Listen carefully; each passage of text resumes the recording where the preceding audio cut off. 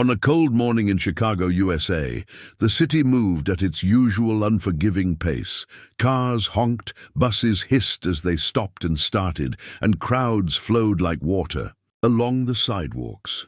In the middle of that motion sat Emma, a 19-year-old girl in a worn-out wheelchair. One wheel had twisted inward after hitting a pothole, locking the chair in place. Her gloves were thin, her hands shaking as she tried to push again and again. Each failed attempt made her chest feel heavier, not just from fear, but from the growing realization that no one seemed to notice she was stuck. Emma had left home early for a physical therapy appointment downtown, determined not to let her disability control her life. She prided herself on independence, even when it meant struggling through cold mornings alone. But today, independence had turned into isolation. Her wheelchair jerked sharply to the side, scraping against the concrete, and she knew something was wrong. She pulled out her phone to call for help, only to see the screen go dark. The battery was dead. Around her, dozens of people passed. Some glanced briefly, others didn't look at all. A man in a business suit slowed for half a second, eyes flicking to the bent wheel, then checked his watch and hurried on. A woman with headphones stepped around Emma as if she were a street sign. A group of college students laughed loudly as they crossed the street, unaware of the quiet desperation unfolding just feet away. Emma tried to speak up, her voice catching in the cold air. "Excuse me, can you help?" The words came out softer than she intended, swallowed by traffic noise and indifference. Minutes stretched painfully long. Emma's legs ached from sitting rigidly, and her fingers were numb from gripping the armrests. She hated how exposed she felt, stuck at an awkward angle on the sidewalk. The city that usually made her feel alive now felt cruelly indifferent. She wondered how many people had seen her as a problem they didn't have time to solve. Each passing face chipped away at her confidence.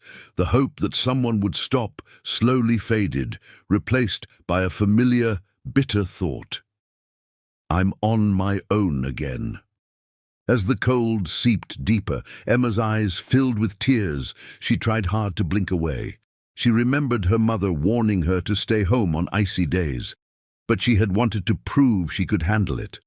Now she felt foolish for believing the world would meet her courage halfway. The wheelchair creaked slightly as she shifted her weight, but the wheel refused to move. She stared at it, frustration tightening her throat. People kept walking, their footsteps echoing like reminders of how easily life moved on without her. The embarrassment hurt almost as much as the fear. Emma hated being pitied, hated the idea of being seen as helpless. Yet here she was, needing help and not receiving it. A delivery truck rolled past, splashing dirty water near her shoes. She flinched, heart racing, wondering how long she would be stranded. Would the cold worsen her condition? Would someone eventually call for help?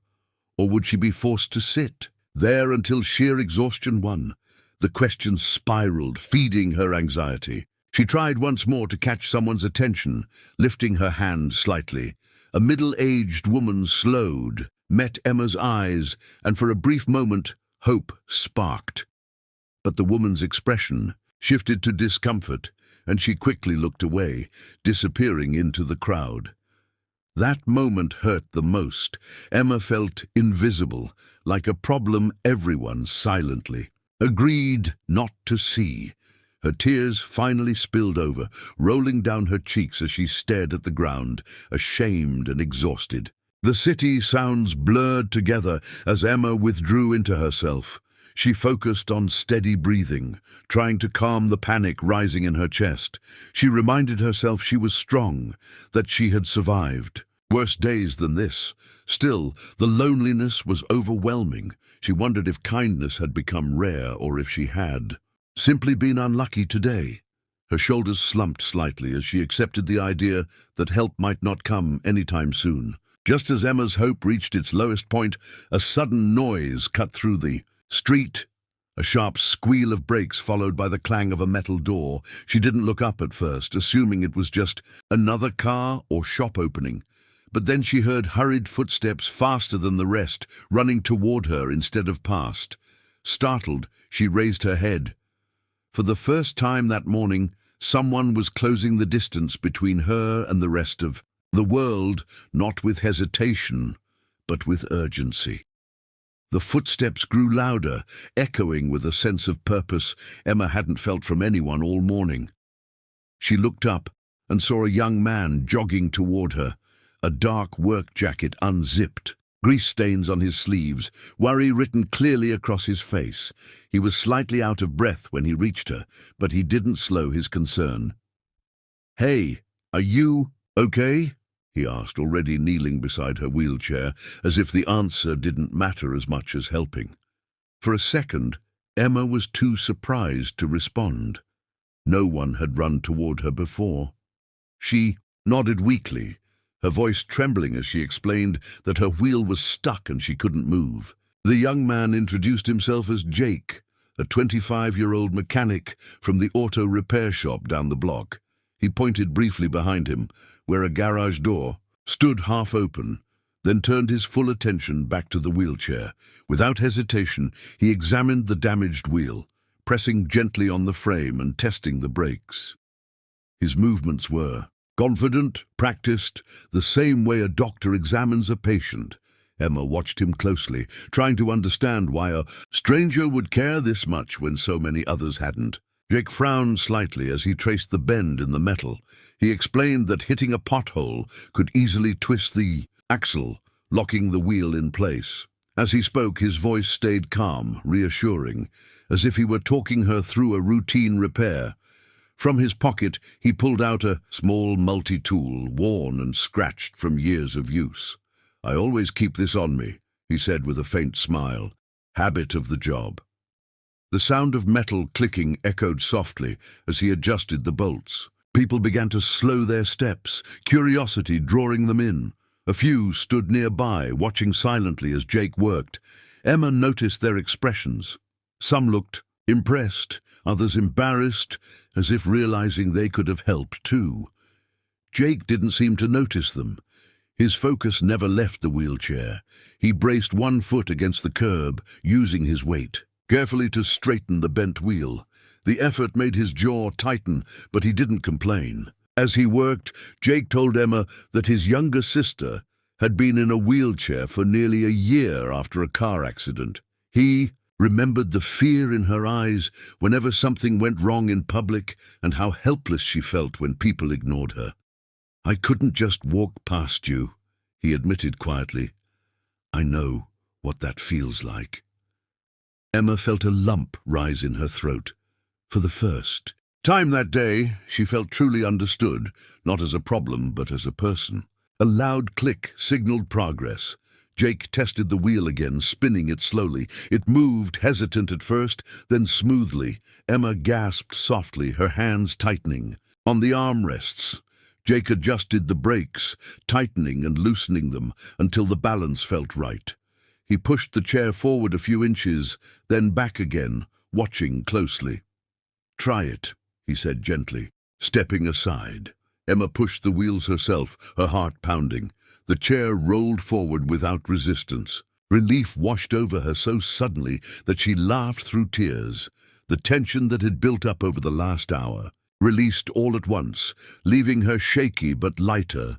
Jake smiled, clearly relieved too. He didn't celebrate or seek praise. He simply made sure everything was secure. He tightened one last bolt, then stood up, wiping his hands on a rag he pulled from his pocket. Around them, the small crowd murmured, some people nodding in approval, others quietly moving on with their day. Jake wasn't done yet. He asked Emma where she was headed and noticed the icy slope ahead on the sidewalk. Without being asked, he positioned himself behind the wheelchair and began pushing gently, guiding her safely over uneven pavement.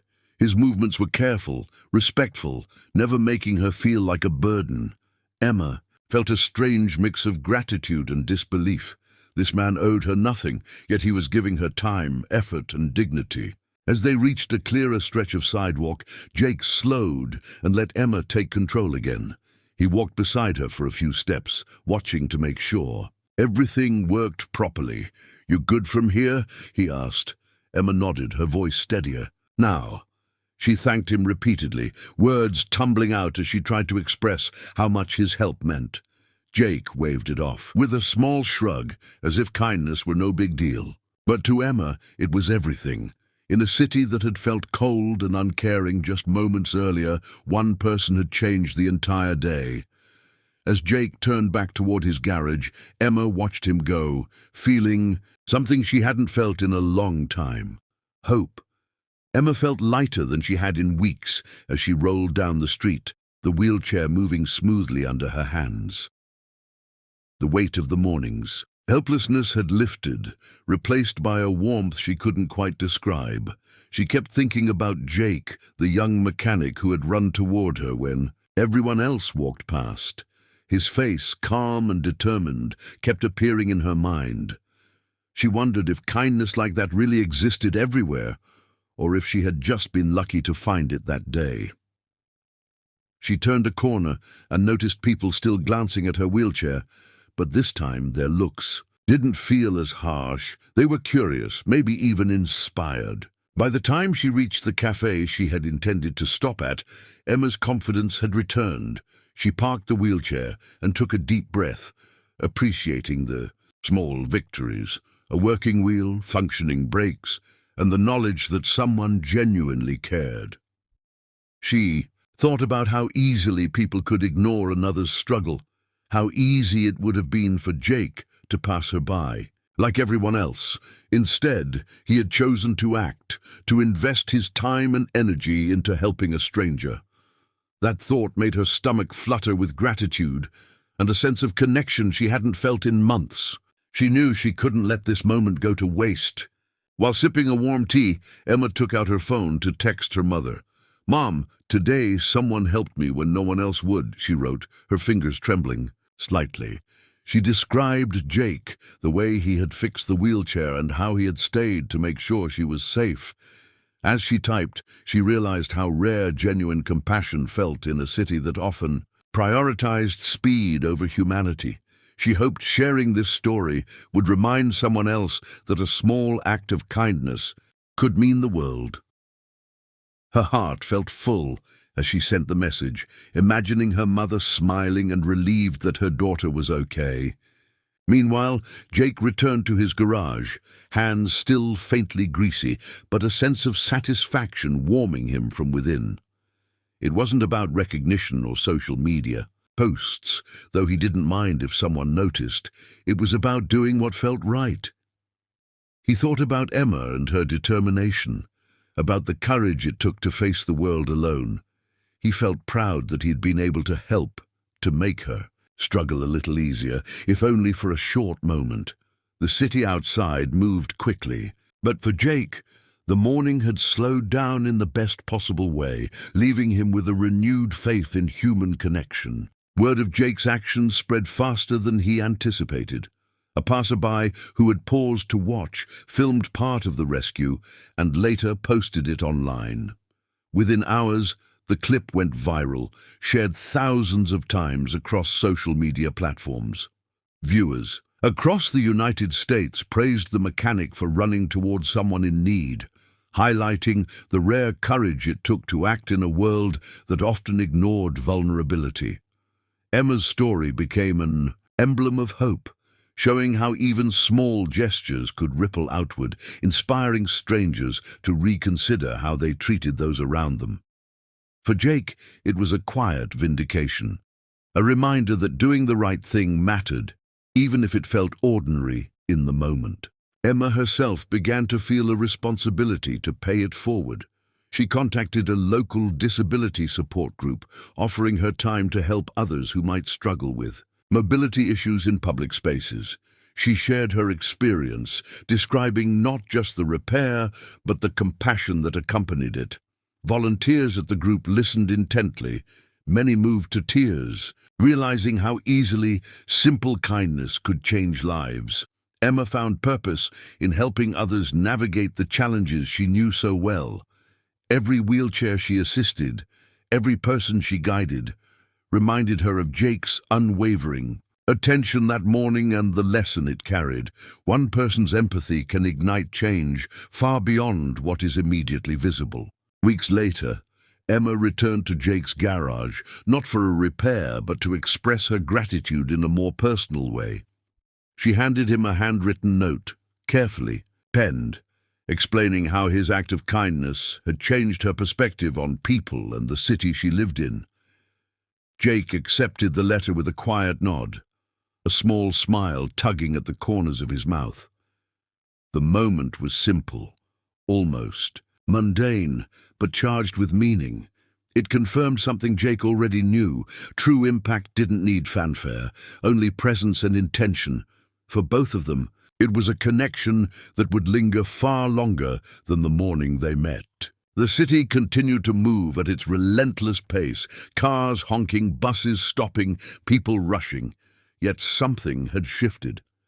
Emma and Jake carried with them the reminder that in a world of indifference, small acts of courage and empathy could create lasting impressions.